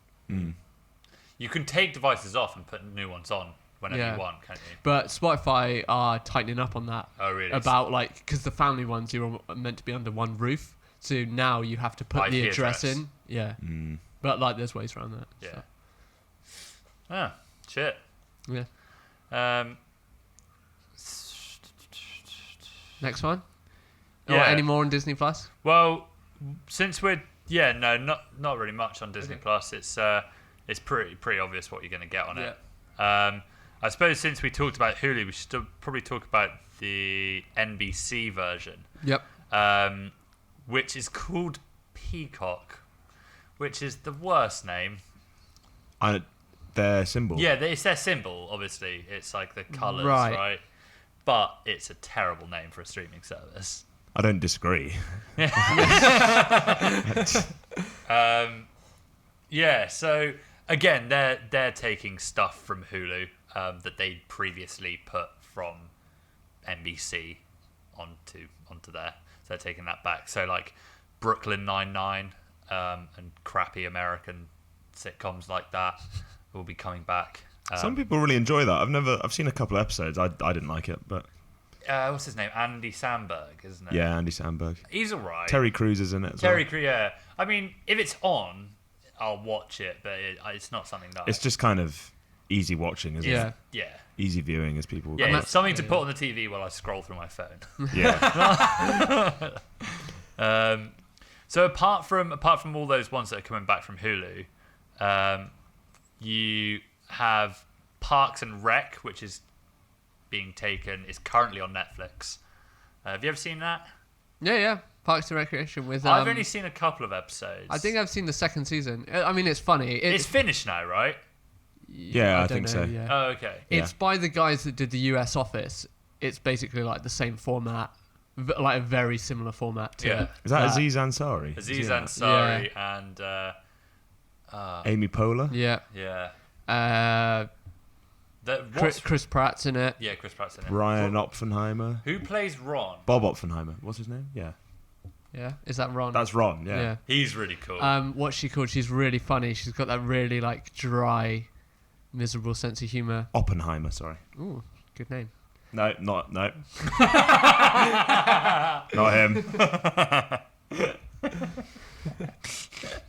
No. Bear with me. Oh, what is her name? Find out what April's called on it too, while you're there. Which one's April? Oh, the assistant. Oh, I love her. Yeah, she's so funny. Nick Offerman. Oh, She's she's a comedian. She's really funny. yeah, she's also from somewhere really random, and she got like voted the most famous like person from that state, and she beat oh, I can't remember. I think it might be like Minnesota or something like that. Who's this? April in Parks and Recreation. Oh, she's Aubrey Plaza. That's Yeah, where's she from again? Delaware. Delaware. That's right. it. Yeah. Yeah, so that's getting taken off Netflix to be put on Peacock. They're bringing back some old stuff, so Saved by the Bell and Battlestar Galactica. That's another good previously on Battlestar Galactica. Oh, do they do that? Yeah. I've never seen it, but apparently it's really funny. It's a sitcom in space, Battlestar Galactica. I think It's a sitcom? or a soap opera. No. Is it not? No, I don't think so. It's like Star Trek. No, it's like 40-minute episodes that like there's. Yeah, I think Do Joe's you right. remember? There's Stargate SG-1. Yeah, was there Yes. Farscape? Was that another one? Farscape. There was this. Yeah. There was a time in the 90s of those sort of space drama programs. What's the one that got made into a film? Oh, is that Firefly? Firefly. And whatever it's called. Serenity? Yeah, Serenity. Yeah. Yeah. So like a load of crappy old ones coming back, like 30 Rock, Cheers, Frasier. I was gonna say Rock's meant to be Frasier's good. fucking great, mate. Yeah, Yeah, Frasier Frasier's is good. good actually. Yeah. Apart from he's a massive Republican. Yeah, whatever. Kelsey Grammar. Kelsey Grammer. Kelsey Great Grammer voice, Jr., isn't but it? apparently he's a dickhead. Yeah. I watched him actually in The Man from some musical. He's got a great singing voice, very rich baritone. Yeah, it's pretty good. Rich baritone. Get out of here. What's his most famous like voice acting role? Sideshow Bob. Sideshow Bob. Yeah, I always forget and that. Miles plays his Niles. Niles plays his brother. Yeah, Cecil. Cecil. David Hyde Pierce. Yeah. Yeah. Yeah. Do you know what? I'd probably rewatch that. It's on Channel 4 like Is it? 3 times a So day. good. I really like it's really Frasier. good. Yeah. And then But isn't Cheers a crossover with Frasier? Frasier's a spin-off of Cheers. That's yeah, it. Yeah. so there's like 3 or 4 spin-offs of Cheers, isn't there? Yeah, Joni Loves Chachi. Which did Mork and Mindy come from? Mork and Mindy Mork is and off Mindy. Cheers Yeah, as yeah. well. With an alien. It's just Yeah, bizarre. it's Robin Williams. Yeah, Robin yeah, it Williams. is, Yeah. Hey, Mork. There's another one. I think we've done well to get those ones. Yeah, that's right. Yeah. Especially that's like way before our time. Yeah. And the most the biggest news coming out of this streaming service is that, well, 2 things. Firstly, that they're taking back The Office from Netflix. Is this the UK or US No, version? this is the US Office, Right. which is really good. It is good. It drops off Yes. after Steve Carell leaves. Yep. But still holds up, and those early seasons are phenomenal. Yeah, 2, 3, and 4 I think are very strong. I think it's better than the UK Office, and I think you're wrong, but I that's fine. okay. That's a debate for another day. I know a lot of people that think the same. I just don't think the UK Office went long enough to go down. I think that's part of why it's so good. But yeah, we Yeah. could talk about this all day. But also that they're rebooting The Office with a new cast and a new place. Pointless. Where else can you go with that? Yeah, but if they get it right, they'll get it right. Like, no one thought that the American reboot was going to be any good at the start. But the American one's a remake, so they use like the root storylines and just expand them and then create new ones, That's don't true. they? But if they're just rebooting that, what else you do? You just get other named actors and Yeah. It's just, I think I was talking to someone else about this again the other day, and it's just like the US Office does comedy better, I think. Like, and that's a big claim to make. yeah. But when you look at, because there are only 14 episodes of the UK Office, and when you look at that one, it's very much like a very good or like very specific character study into David Brent, and then you've got the love story going on alongside that, Yeah. and also you kind of see like it like sets up the zeitgeist of like business units in Slough in like the 90s in the UK so well. Yeah, Yeah. that's true. It's more of just like a, I don't know, like a. it's like a You can commentary. tell- isn't it? Yeah, it's more of a Ricky- commentary. Yeah. Yeah, Ricky Gervais have definitely seen lots of places like Yeah, that. for sure. It's much more of a commentary, yeah. And the US office is like kind of more. It's more ridiculous, Yeah. isn't it? But the US office is one of the best cast TV programs. Like, John Krasinski as Jim Halpert is amazing. Steve Carell, I can't remember the actor that plays Dwight, but he's really good as well. Rainn Wilson. Rainn Wilson. Yeah, Dwight's awesome. Yeah. Jenna Fisher. Fisher. Yeah. So that could be quite interesting. Yeah, my worry with this Peacock is that all of that stuff is either not that good, or it's been done, or it's been rebooted. There doesn't seem like there's anything really original, like fully, completely original. Well, that's the thing though, because as we'll see, like as we go through these, there seems to be like two, almost it's getting split. So there'll be some streaming services that cater towards almost like nostalgia TV. So you'll have like everything that you grew up with like in one place, which is amazing. And then there'll be others that are not focusing at all on that, probably because they don't own a network and any of these old things. And they are literally just producing new original content. Right. So I think they will have a place side by side. They won't be kind of competing for the same audiences almost. I mean, you might have people say, I can only afford one streaming service, so I'm going to get this one. But I would quite happily on my TV have one that I could go to like watch The Simpsons and Friends and Scrubs and like all the old TV programs I used to watch, and then one where I could go watch like The Boys and Top Boy and all the like new original content. So yeah, Peacock is definitely one of those ones that's focusing on kind of people's nostalgia. Especially if you look at like Saved by the Bell.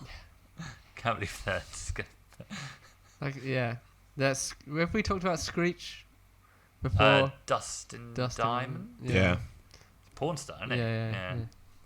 I thought he went to jail for stabbing someone for a while. I think so too, yeah. I think he just went off the rails. Yeah. Did he? Christ. More than Jessie did in that episode where she took study drugs. I'm so excited. So that's Disney and Peacock. So would you say is going to be the main original hard hitter? It's going to be between Surely Netflix is the market leader as things stand anyway. All these others are trying to chase it and catch up. I think they're in trouble. After doing a bit more research, I think to answer Andrew's question, Apple TV Plus and Amazon Prime, I think. They are pumping so much money. I'm talking like billions of dollars into original content. I mean, have you seen the like high production stuff as well? Have you seen the trailer for The Morning Show? So I'm sure we've watched it. It's the one with Jennifer Aniston, Reese Witherspoon, and Steve Carell. Oh no, yeah, I think I have. Yeah. So there's not much known about Apple TV yet, apart from it's going to be $5 a month. I think the most it's in its infancy for sure, but the most concerning thing I can see on that sheet is the number of things that are getting taken from Netflix. That's it. Parks and Rec, The Office, Big Bang Theory, Friends.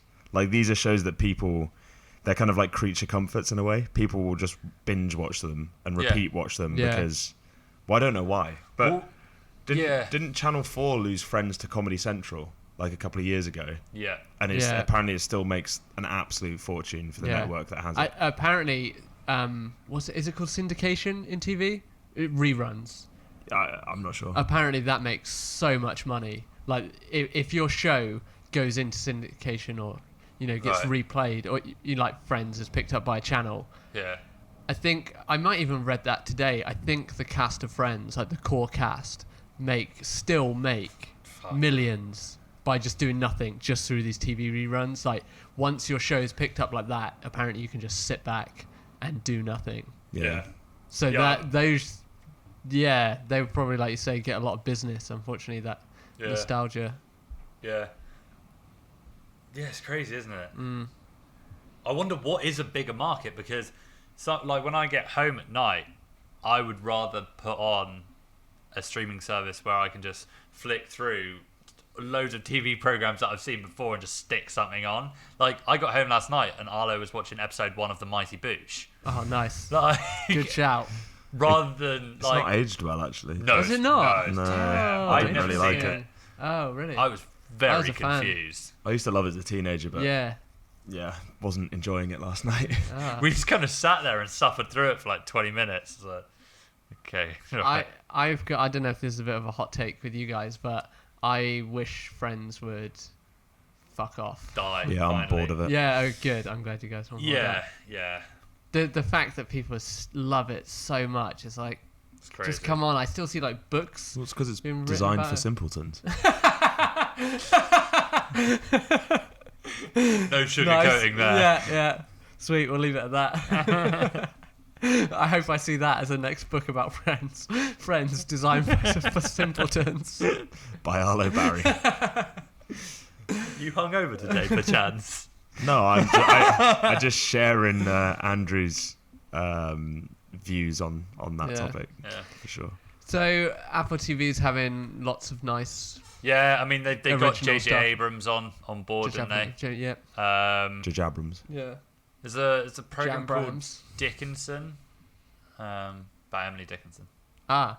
Oh, okay. I thought David Dickinson. Some kind of antique show. I would like to see that. In just like crisp quality. Just 4K, David Dickinson. outrageous Warts and budget. all. He's now bronzer than the bronzest thing you've ever seen. Let's put sunglasses on to watch it. Some people mistake him for a sofa during the show. He is one leathery man. He is incredibly leathery. I can't remember where I heard this. It might have been Adam Buxton, but says he looks like a Thundercat. He does look like a Thundercat. When he passes away, I hope there's like a limited edition wallet like release. I'm on that. I think that's what he'd want, to become antiques or to become some kind of goods. Or maybe he'll get stuffed. Like, Oh god, like bad taxidermy. do you follow that Twitter account? Yeah, it's yeah. fucking hilarious. The fox is the best one. That fox, man. I know a girl that went to her what's it called? Careers advice. Right. And they said, "What do you want to be?" And she said, "A taxidermist." And they kicked her out the room. What? Yeah. I mean, that is a profession, so... Yeah. Okay. Should we do the next one? Yeah. Oh, so Apple TV also with the C TV program with Jason Momoa. That's going to be Okay. really high budget. Aquaman. Aquaman. As well. Aquaman. No, Is it C C? S-E-E. Oh. S-E-E. The C. No, not the C. Just C. S-E-E. Yeah. Terrible name, but yeah. Well, it's caused quite a lot of confusion, so it is a bad name. Amazon Prime. So Apple TV, yeah. So Apple TV is only $5 a month as well, and you get a whole year if you buy any new Apple product for free, Yeah. Wow. Don't do that. which is pretty decent. Wait, so you buy an Apple product and then you get the TV free? Yeah. And not only that, you get limited release series from Mmmnight Shamalan. Oh, yeah. Yeah. Yeah. Which was my news from earlier, but Oh yeah, yeah. So, he's releasing a series called Servant. It doesn't have a release date yet on Apple TV Plus. no, nothing does. Yeah. See if you can guess what genre it is. Mystery. Horror. Ghosts. Comedy. I mean, they always inadvertently do become comedy. Yeah, so bad it's good. But yeah, psychological horror. Yeah, yeah. There you go. Sticking to what he does Wait. best. Do you reckon I'll have a twist ending? Yeah. Maybe. Yeah. He's not really known for that though, is he? But there's not really too. There's kind of small trailers that have come out for it with like a really creepily CGI'd baby. Oh, that's horrible. Called Jericho. The baby's called Jericho. And the details we have are that the parents of Jericho go up, like they're going on a mini breakaway somewhere, and they call someone in to babysit for him. And then paranormal happenings start occurring from there. Shit. Yeah. How many paranormal activities have there been now? I mean, like 4, 5. Yeah. Was that M. Night Shyamalan? It's still the biggest gross profit of any movie. Really? Well, that's what you want to be known for. £15,000 it took to film, and it made like the first one. Yeah, it made like 150 million. Wow. Is that true? Yeah. Blair Witch was similar. No, Blair Witch was like 200,000 though. It was more than people think it was. Blair Witch was like 10 grand. Oh, maybe I'll get those two the wrong way around then. Have you seen the second Blair Witch? No. It's really bad. But I can't remember who. There's a comedian who talks about the Blair Witch Project, and he's like, it cost £10,000 to put together, and he's like, the director's walking around somewhere with like $9,500 in his back pocket. Yeah. Amazon Prime. So obviously this one's a bit different because Prime's a thing in itself, and you get the TV with it. But it's $13 a month, or £2 a month if you're a student. That's right. £2? Are you still a student? What the fuck? $1.99 a month for Amazon Prime. And Jeff Bezos thinks it's a good idea for you to pay fucking 14% of the actual value of the product if you're a student. Yeah. Where's the fucking logic in that? I know, it's mad, isn't it? And how do you prove that you're a student? You have to have a university email address. I think I've still got one. I can set one up. Yeah, fuck. You can set one up. I think I've still got start my own one. university tomorrow. No, you can't. Yes, I could. How? Just register it with the Just UK Education Board and offer one course in being a miserable bastard when it comes to film reviews. I'm going to make you write your own curriculum now because I'm going to take that course. So they're kind of focusing more on original content as well. I imagine as they grow, they'll start buying other TV programs, but nothing's really out in the news yet as what they want to buy. But the big venture for them is the Lord of the Rings TV series. That's that's exactly what I said in my head. Really? Yeah. I'm well excited about that. I know I'm a massive Game of Thrones nerd fan, but the films are so good. I mean, obviously they can it'll be truer to the books, but the films are so good. Joe just spilt some liquid down his top. Fuck. Yeah, I don't know. Like, there's some stuff the films missed out that they include in this, but missed out for a good reason because it's just whatever. It's not following. It won't follow the Fellowship of the Ring trying to destroy the ring. It's going to be set in the universe but follow a different story. Oh yeah. So all the what's it called? It's in the back of the third book. They give you like a huge timeline, and there's like the Silmarillion or something. Yeah. I probably said that totally wrong. Yeah. I don't think there's much legs in that. Yeah, me neither. Stop remaking shit. Just do something fucking. No, I think that's going to be one of the biggest shows of next year. Disagree. I'll put a sandwich on it. Actually, The Boys as well. Yeah, that was very good. That was very good. So if we get more stuff like that, but that's not really original, is it? The Boys? Wasn't The Boys on a comic book? It was a comic. Well, still. I mean, that's drawing from source material. I don't mind that. I'm talking about something that's come and gone, and you want to rehash or remake it for the purposes of commercial greed. Yeah. How dare you? So, Amazon Prime, yeah. Well, I mean, I get it for pretty cheap anyway. So. Yeah, and then for anyone that's not a student, it's, what did you say, $13? $13. So like £10 here in the UK. There's obviously a shitload of movies on there as well. But you need to be careful, though, when you're on there, because you can be scrolling through what they have, and you don't realise that some of it you have to pay for on top of Prime. Yeah. I was doing that with The Man in the High Castle. I ended up paying like 15 quid to watch the whole series. Cheers for that. Oh yeah, you were paying it at the time. HBO Max, which is obviously from HBO. From what I was reading of this, it's quite interesting. They've got some sort of deal with the BBC.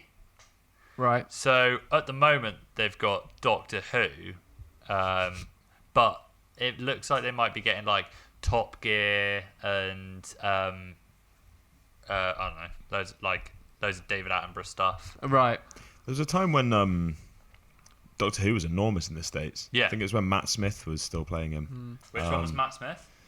He's the one who's in The Crown now as Prince Albert. Yes, yeah, I know the guy you're talking about. Yeah, it was huge back then. And And Alex, who played River Song? Alex someone. the other Doctor Who, Peter Capaldi's been confirmed for Suicide Squad as well. Nice. Yeah, he wasn't a very good Doctor Who, Was he to not? be honest.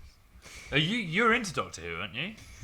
I watched it when Christopher Biggins.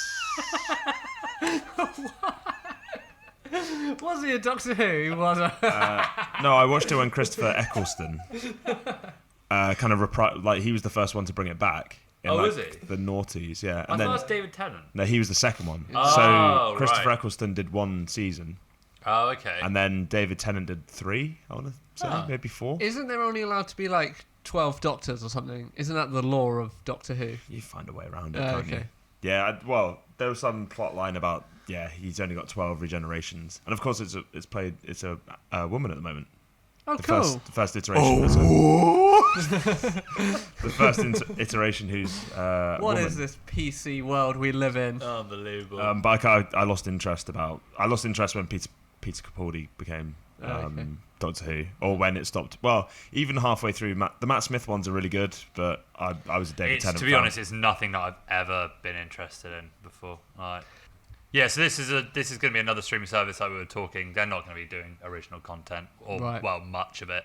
HBO though's already paid in the States, isn't it? Yes, It's already a paid subscription. Yeah, so you'll get like you'll have Friends from Netflix, Big Bang Theory from Netflix. Waste of money, in my opinion. I hate the Big Yeah, Bang but- Yeah, Theory. me too. Yeah, so but it draws people in. I don't know. Game of Thrones obviously will still be there. Fresh Prince coming back. Yes. Love that. Awesome. Wait, not a reboot. Just, Not a just the reboot, old, just the yeah, old yeah. Okay, ones. cool. That's awesome. I That's a great show. fucking love Fresh Prince of Bel Air. Want to have Curb Your Enthusiasm? I assume I imagine so. Yeah. that's HBO. By the way, Karen Gillan is going to be in Spies in Disguise. Yes. Yes. And then it's got all of the Arrowverse, so all of the CW shows as well. It's like The Flash, Green Arrow, Supergirl. God, they're all so bad. Yeah, they are bad, but they have an audience. That's going to be on HBO. Yeah, it's CW. It's getting lowering their standards. That's kind Wait, of The 100 is that CW? that's CW. Yes. That'll be on there. Love The 100. Aren't they doing the Infinite Crisis storyline? They are with all doing those, Infinite Crisis at the 'Cause moment. Aren't they bringing back Lois and Clark and Smallville Supermans for it? Oh, are they? I feel like I heard this on a podcast. Huh. That's crazy. Yeah. There's a previous Superman that plays the Atom in the Arrowverse as well. I forgot his name. Yeah, this seems so. I mean, if you're going to put them into categories, it's like HBO Max, it's being called, Peacock, and Disney Plus. Kind of will be just like all your old favorites, Yeah. all in one place. Well, 3 places, and it depends what you're into. Yeah. HBO Max is $15 a month though. Would it? That's far too steep Which for that seems- list there. I know it's not. HBO's always seemed to... Sorry, mate. Sorry to No, interrupt. go on. HBO's always seemed to set itself aside as kind of a premium product. Yeah, you'll get the box office releases with that as well. That's pretty good. Oh, okay. Because HBO is a movie. Like, Surely they've got Sopranos and things like that on there as well. So yeah, The Wire. The Wire. Yeah, Yeah, so there's some big big ticket shit. TV shows on Yeah. there. Okay.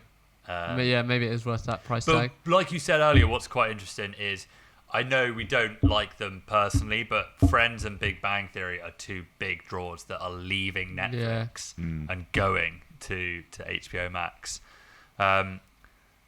HBO Max has got a really good chance of succeeding. Yeah, especially the deal with the BBC could be massive. Imagine killing iPlayer, and because everything's on HBO Max. Plus, then you've got all your Game of Thrones. You've got all like you said, like The Wire, Sopranos, all that stuff. I think personally, out of the streaming services, based on not original content, that's the strongest one. I know it's the most expensive, but I feel like Amazon and Apple obviously have all this kind of tech power behind them and all this money they could pour in. But I'm not convinced that Amazon's product really works in terms of like being separate to, because obviously, like you said, it's part of the Prime package, which is kind of It's not advertised well enough, I don't think, because I mean, they need to get rid of that whole thing of you might accidentally end up paying for an episode that you don't realise. I think they just need to give the streaming service a different name. Yeah, and the dashboard's awful. Yeah, as well. It is really bad. One thing that I was telling Arlo about last night that I love about Amazon watching TV programs and films is at any point if you press pause during a scene, it has a list of the actors that are in that scene. That's really cool. Yeah. That hooks into IMDb, I guess. Yeah. In terms of like UX and functionality of the service, like Netflix is leaps and bounds ahead of anyone else. Yeah, because it's based on match results, not stars. So they've also started doing a top 10. Have you noticed that? Right, yeah. In terms of popularity at that given time. And that's them giving away a bit of data as well. Yeah. Which is a rarity. Oh, and they've also they've also stopped it being like you scroll left to right. Yeah. And it'd be like small squares. Now if you scroll down as well, it'll have like a big cinematic poster for some of the TV series that are on there. Yes, yeah, I know. That open out. Yeah, that's quite usually nice. With their originals and stuff on those. Like the big name TV shows. What Netflix does really well as well is comedy specials. Yes. I wonder if HBO will do that, because that's how things like Curb Your Enthusiasm started. Yeah, I think Ricky Gervais might do his stuff in the States. So HBO have all the Ricky Gervais show episodes, don't they? Oh wow! Didn't know that. Yeah. So that's weird that The Office is going to be on Peacock, considering the relationship Ricky Gervais has with HBO. Yeah. And also the BBC is BBC But program. I mean, at the moment during these transition periods as well, like there is crossover. Like, you know, the whole story about South Park going to Netflix. Only for a few seasons. It's only seasons 1 and 18 to 22. Yeah. All of South Park is already on Amazon. Yeah. For free. Yeah, they trolled them, didn't they? Yeah, did you see that? It was so funny. It's pretty good. So I suppose this we left it till last, but this brings us to Netflix. Yeah. Which is in a really weird state at the moment. It seems almost like it's trapped between these two different ideologies almost. Apple and Amazon, we're going to spend a shitload of money on original content, then somewhere down the line, once we've decimated all the other competition, then we'll buy like Friends and Big Bang Theory. And it's not going down the nostalgia route of HBO Plus and Peacock. So it's just having all of its like staples taken away from it, but its originals, I mean, Stranger Things, which is going to be done. Which might even be done now. How rewatchable is Stranger Things? It's not, is it? Maybe the first series. Yeah, but also meh. But what's really weird is they've spent millions and millions and millions of pounds on Seinfeld. It's a good show. Because I think that is rewatchable. Yeah, that's one of those ones that's like Friends. Yeah, but they've sold Friends, Big Bang Theory. Well, maybe not been forced to, maybe, but I mean, then like it just seems like they're trying to fight a losing battle with that. Instead of spending money on trying to get like Seinfeld, no one's gonna buy a subscription of $13 a month for Seinfeld. Well, there's more than that. It's not just Seinfeld, is it? Peaky Blinders have got a new season out at the moment. Yeah, but that's BBC, so that might end up going to HBO Max. Potentially. It's in a... Well, I mean, they're obviously putting all of their efforts into original, aren't they? Yeah. And Yeah. they're not also, fussed about all Breaking this other Bad, stuff. is that AMC? Yes. So Which that's also was Walking Dead Walking Dead. That's Walking it. Dead, yeah. and Sons of Anarchy. Yes. Oh yeah. Yeah. I forgot I've about never that show. seen that. No, neither. No, me neither. But so Netflix are also offering bonuses for programs that win awards, which is quite Okay. interesting. What? So if the program wins an award, Yeah, the production team could get money as like an incentive. So imagine you produce this amazing limited original series, and you've got offers from all of these streaming services for like, we'll take you on a 1 year, blah blah blah. And then Netflix are offering the same, but they're also saying if you win an award, we'll give you a $10 million bonus, for example. right? I don't like that. No. I think that's dangerous. Yeah.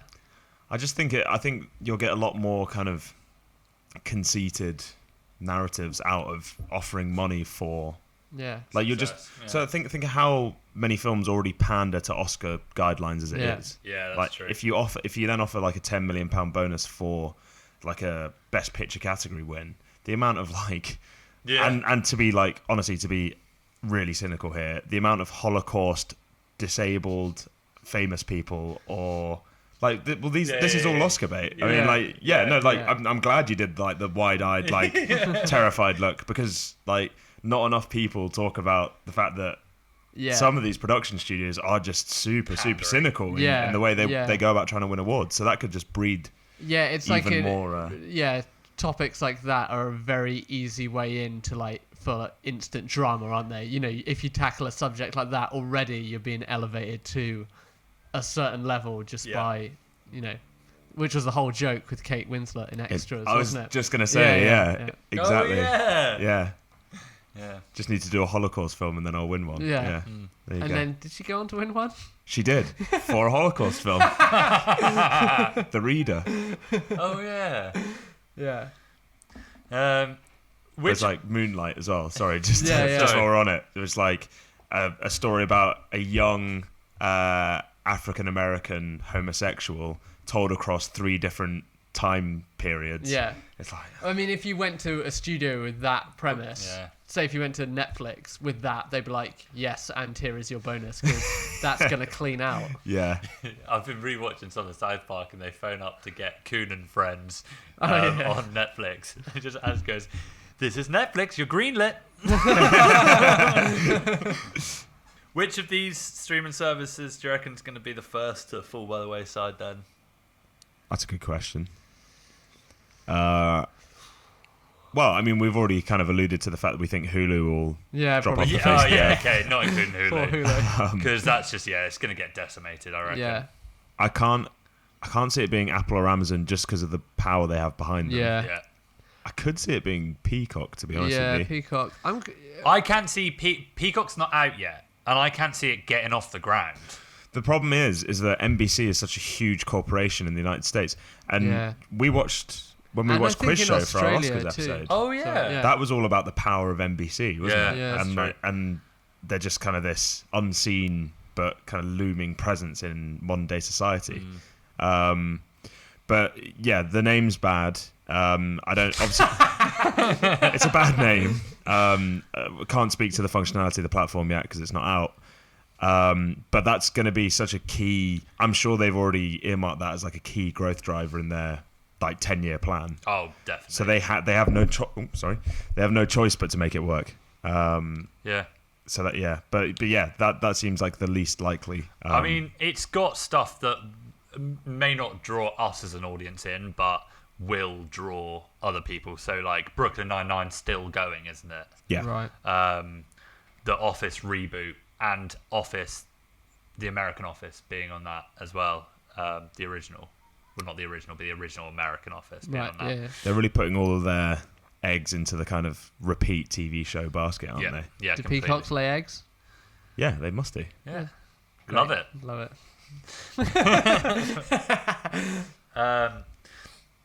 Yeah, I mean, yeah, you're right. It might take a good 10, 15 years for any of these to go under. They might just kind of tick along. Or never get take started. in a share of the market each. But I think it's going to be a lot more volatile than that. I've really got this theory that everything's just going to come full circle and this will all just be part of like cable TV or something. You know, it'd be like a package like 40 quid a month, like Sky is. And you get all these included. Yeah.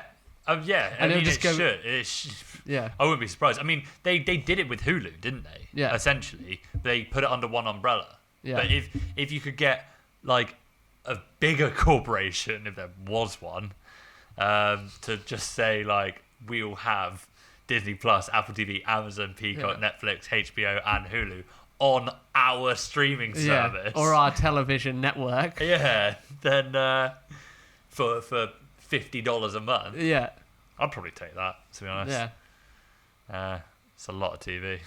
Yeah, too True. much. I'm probably not the best person to judge. Well, because I only really watch original stuff now. I very rarely go back and watch reruns. Yeah. I watch an episode of The Simpsons before I fall asleep at night. Okay. Sometimes, but apart from that, and South Park, I don't. But I'm really excited for Lord of the Rings and The Boys season 2, and some of the stuff that Apple are coming out with looks pretty good. The Mandalorian, that'll be good, I think. I mean, realistically, the winner here is just the modern day viewer, isn't it? Oh yeah. Because even like Apple, as part of their effort to get into the market, are going to have to come up with lots and lots of original content and new shows. So, I'm happy about that. Yeah. Yeah. I think that's the way forward as well. I think Amazon and Apple, like, it might, like you said, it's $5 a month or free if you buy any Apple product. Not any Apple. You can't go and buy some headphones and get, but I mean, like, any electronic. So I mean, they're doing the right idea. Like Amazon, you're getting Amazon Prime, so you're getting like the service of Amazon Prime. All them sweet robots. Yeah, they're packaged services. Yeah, rather than exactly. just like outright streaming platforms, which is quite hard to. So which one gets your guys' vote for best money? Like which do you want out of this? Is your okay. If I was to have one of them and only have one of them, I would probably have Disney Plus. Ooh, I thought you were going to say Amazon. I think I'd have Netflix still.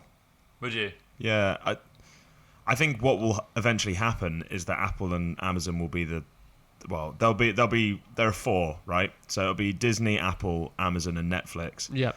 And what I can see eventually happening is Apple and Amazon taking incremental market shares from the other two, and then Netflix being acquired by Disney. That wouldn't be surprising, would it? And so all of the functionality of Netflix's platform being assumed by Disney, which then kind of pushes the other two into smaller stakes. So then you get Disney at like 40-50% of the market, and the other two at 25 each, maybe. What is quite interesting and quite cool is that I know there's others out there, but the ones that we've highlighted all have their own individual benefits and like shortfalls. So I mean, I can't see anything major happening anytime soon. I think each of them have a different audience that they're trying to go for. But I think they all offer something different and something decent. Yeah. I mean, we're not including films in this. Like exactly. Netflix, obviously, like we spoke earlier, like El Camino, The Irishman, Bird Box. Yeah. They've got original content coming out their ears. Roma. But that was last year, I suppose. Yeah. But I mean, Academy Award winning. I think for me, I'd probably stick with Netflix. Like the Disney stuff, there is some tiny whiffs of nostalgia in there. The Marvel things I usually watch in the cinema and then don't usually revisit it that much. Apple, I don't know. What about all the Star Wars stuff though? Oh, I don't care. Are you not a Star Wars fan? No. Do you know what? Actually, the only thing that interests me about Disney is just how many times I can listen to the X-Men theme tune. Yeah, that would be good. Well, that's been a lot. On that fading note, yeah, thanks for listening. Tell your friends. Send us a message. Tell us what streaming service you would have. Yeah. We're on Gmail, Twitter, Instagram, @Slate Six. Hit us up. HMU. See ya. Bye. Peace. It's so hard to end. Don't worry, no one's listening.